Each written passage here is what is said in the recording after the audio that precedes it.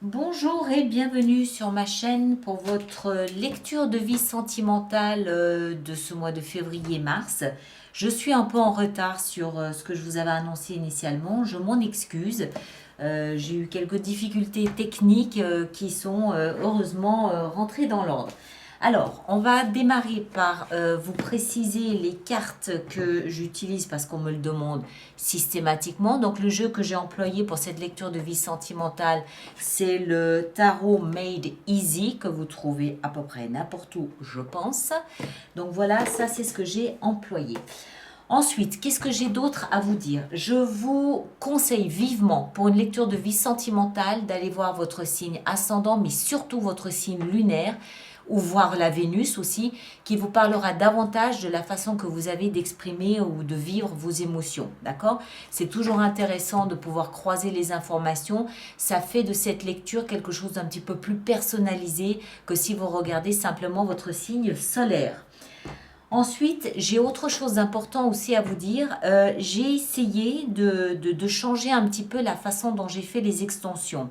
Je vous avais dit que cette lecture de vie sentimentale aurait son extension, mais elle n'est pas faite comme les autres. Je m'explique. D'habitude, une fois que j'ai fait le cœur, je rajoute des cartes et je fais un approfondissement de la lecture sur l'extension, durant l'extension. Mais cette fois-ci, j'ai eu envie non pas de faire un approfondissement de la lecture, mais de le prendre, de changer de perspective, de le prendre de l'angle de vue du partenaire. Quel regard votre partenaire porte sur la relation? D'accord? Ça peut aussi être utile, surtout lorsqu'on entre dans une nouvelle relation et qu'on ne connaît pas forcément le signe de son partenaire, on ne peut pas aller voir son signe. Donc ça permet d'avoir un angle de vue un petit peu différent.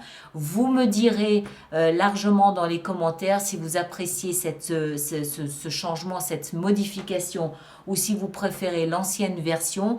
J'y reviendrai, je vous écoute, il n'y a pas de souci. D'accord? Donc, l'extension, en l'occurrence, se trouve bien évidemment sur mon site internet dans la rubrique hors série, parce que c'est un hors série. Et je mettrai de toute façon, lorsque j'aurai fait ces extensions, je mettrai le lien dans un message que je laisserai dans la rubrique communauté de la chaîne YouTube. Ces extensions, en l'occurrence, là, les projections du point de vue du partenaire, je pense pouvoir les faire d'ici, les terminer tout au moins d'ici vendredi, c'est quoi? C'est le 12 février, sauf erreur. De toute façon, vous aurez tout ça avant la Saint-Valentin, mais je pense que vendredi 12, normalement, tout devrait être prêt. Il y a le montage, et puis je vous ai dit, j'ai eu quelques petites difficultés techniques avec mes cartes SSD. Mais voilà, tout est rentré dans l'ordre si ce n'est ce léger retard. Ensuite, eh ben voilà, les lectures mensuelles normales, c'est-à-dire intuitives mensuelles pour le mois de mars, seront en ligne le 25 février. Tous ceux qui ont un abonnement aux extensions, rappelez-vous qu'il est impératif que vous vous connectiez à votre espace pour pouvoir ouvrir le message de votre vidéo d'extension pour le mois de mars. Et puis voilà, merci de partager, merci de liker, de laisser vos commentaires. Et je vous laisse tout de suite avec votre vidéo de vie sentimentale. Merci à chacun d'entre vous et à bientôt. Merci bien. Cancer, bonjour et bienvenue pour votre lecture de vie sentimentale sous la forme de ce cœur que vous commencez à bien connaître maintenant. Pour les personnes qui sont nouvelles sur ma chaîne, je rappelle donc très vite et très simplement que donc on fait une lecture sous la forme d'un cœur. De ce côté-ci, c'est-à-dire ma droite à moi, c'est le signe pour lequel je lis, en l'occurrence vous, signe du Cancer. Et le côté gauche, c'est votre partenaire, quel que soit son signe. Sentez-vous parfaitement libre d'interchanger les côtés si vous vous reconnaissez davantage dans cet aspect-là que dans celui qui vous est destiné. Et puis n'oubliez pas surtout aussi d'aller voir votre signe ascendant, mais surtout lunaire, qui vous en dira un petit peu plus sur vos émotions du moment, on va le dire comme ça. Alors, on va commencer. Oui, aussi, n'oubliez pas, bien évidemment, d'adapter en genre. Hein. Moi, je vais parler du partenaire d'une manière générale pour des raisons de facilité. Mais bien évidemment, ça s'applique aussi bien aux hommes qu'aux femmes. Vous adaptez tout ça en fonction de votre partenaire. Alors, on est parti. Le point de départ de votre relation, pardon, il y a mon petit café là devant. Le point de départ de votre relation, waouh, la tour. Bon. Eh bien, ça commence fort. Alors, la tour, ça veut dire que votre histoire débute sur les débris de quelque chose d'autre. Ça peut aussi peut-être signifier qu'il y a eu un coup de foudre. D'accord? La tour, c'est un choc. C'est un waouh. Alors, coup de foudre, oui.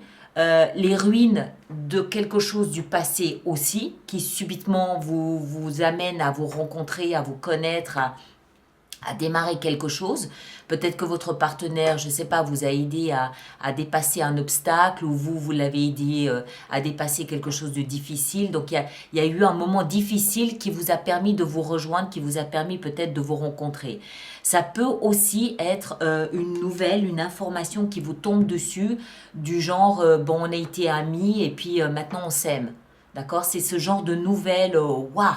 C'est la bouche ouverte, quoi. Donc ça démarre en fait sur quelque chose de surprenant, quelque chose de détonnant, quelque chose auquel vous ne vous attendiez pas. C'est le point de départ de votre relation. Votre état d'esprit à vous, il est roi de coupe et 7 d'épée. Alors, votre état d'esprit à vous, le roi d'épée, le roi de coupe, que vous soyez homme ou femme, c'est pareil. Hein. Le roi signifie simplement qu'il y a une forme ici de maturité. Il y a une forme de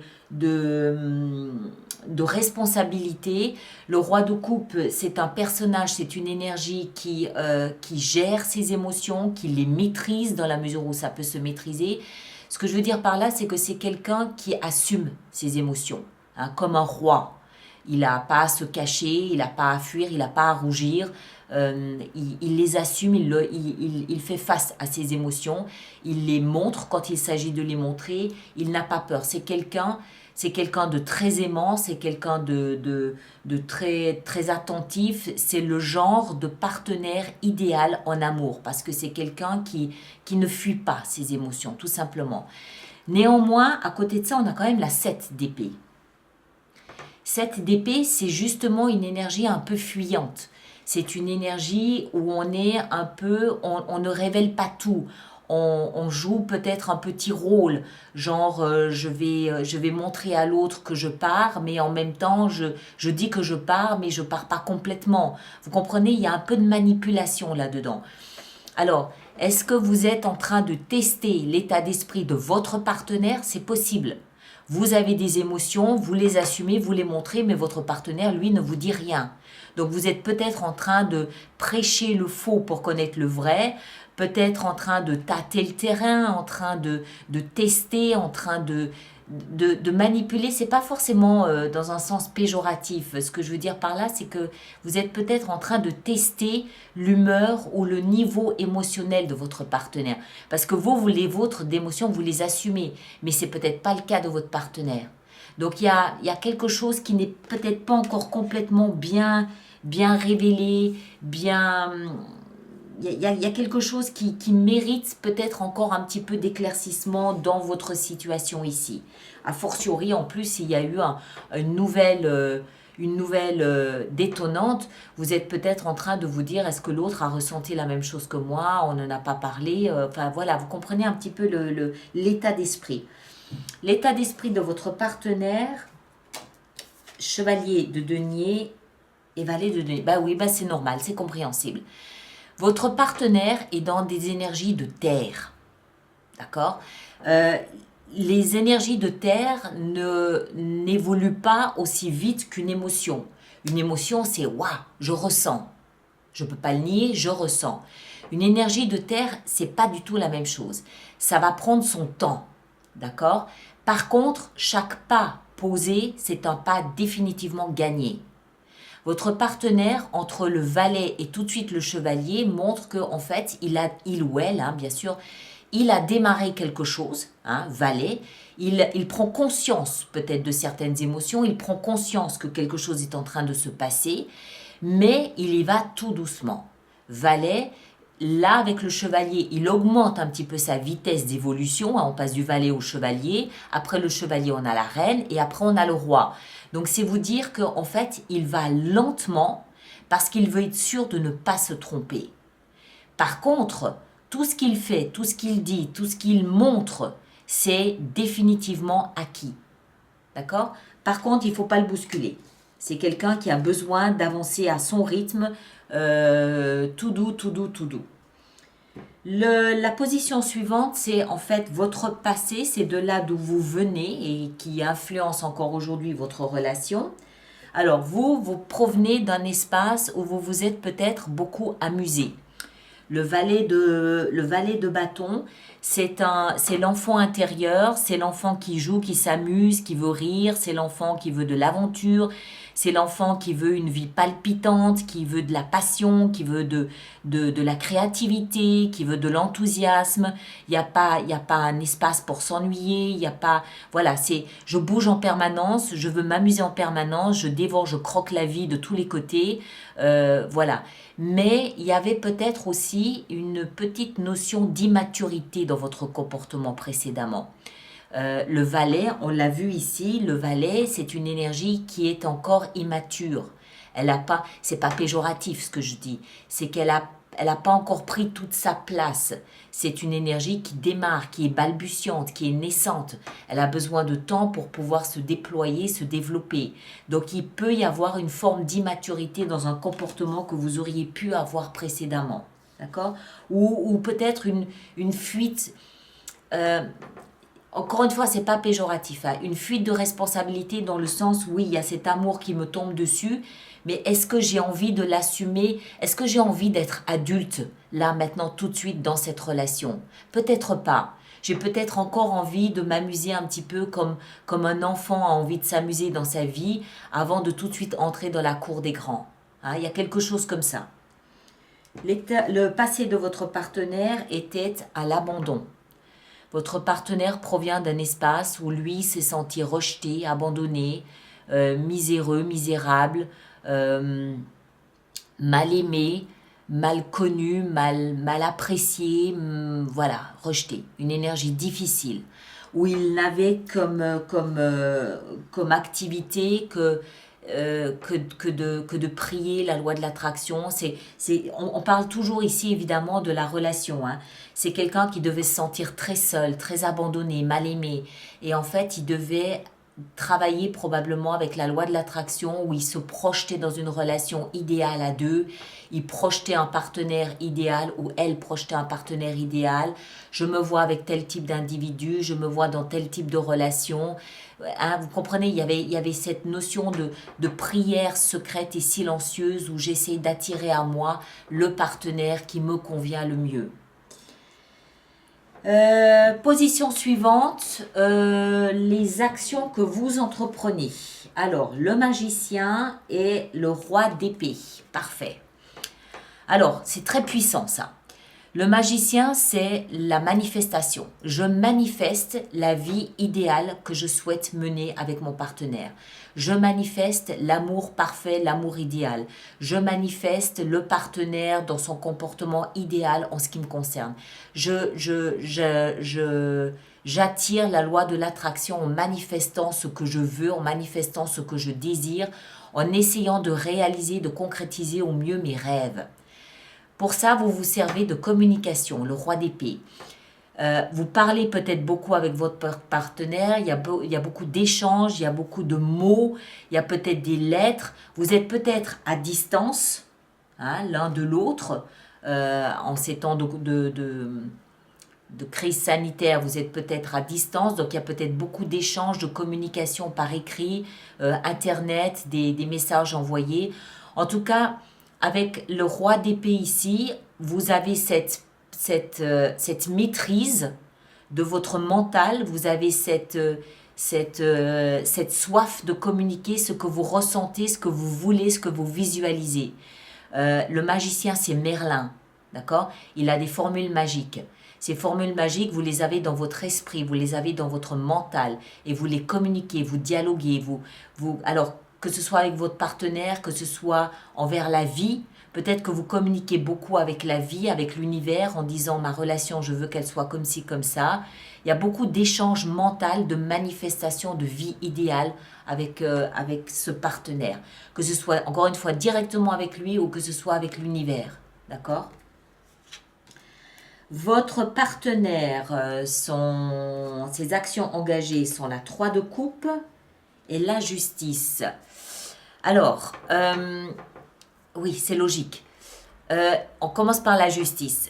À partir du moment où il y a la justice dans son jeu, ça veut dire que d'une certaine façon, il a vécu une forme d'injustice.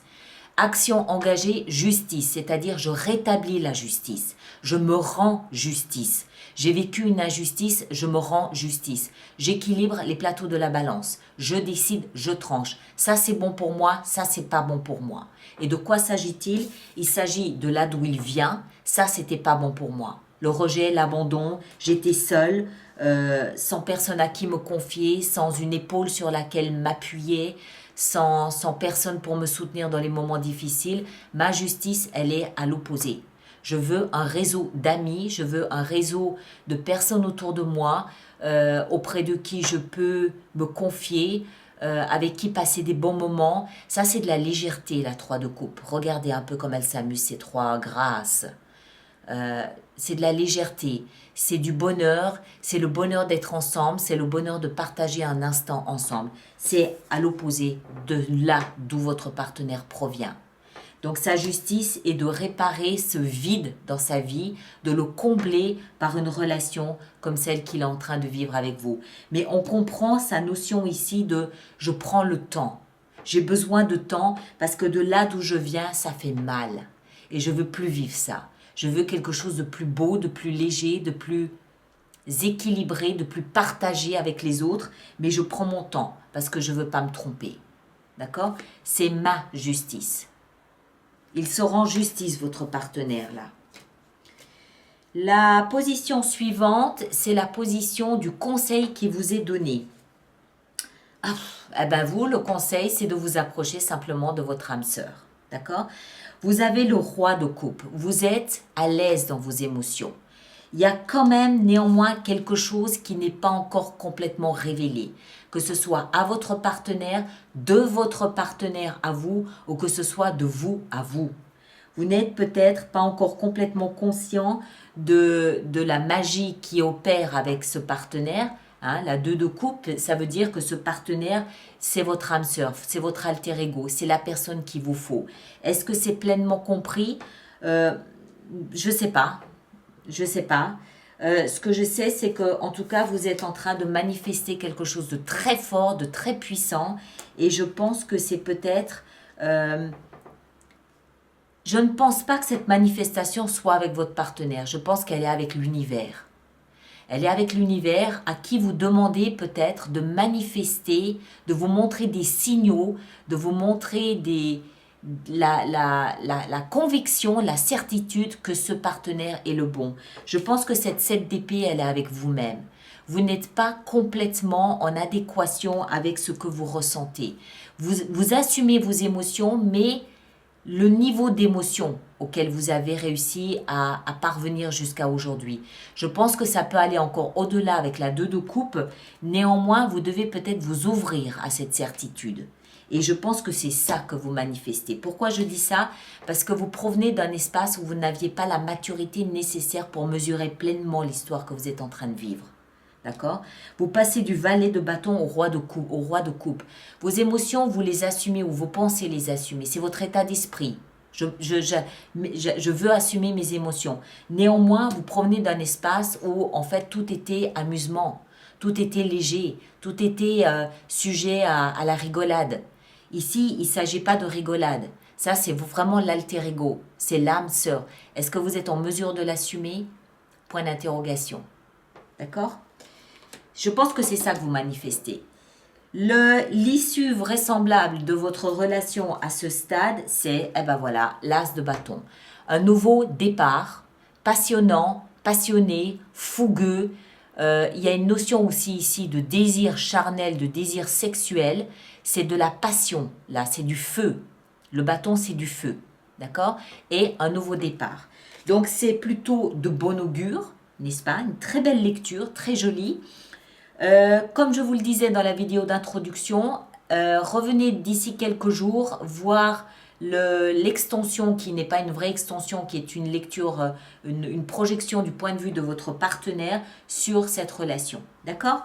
Portez-vous bien, merci de partager, de liker, de laisser vos commentaires et on se retrouve le 25 février pour la lecture du mois de mars. À bientôt!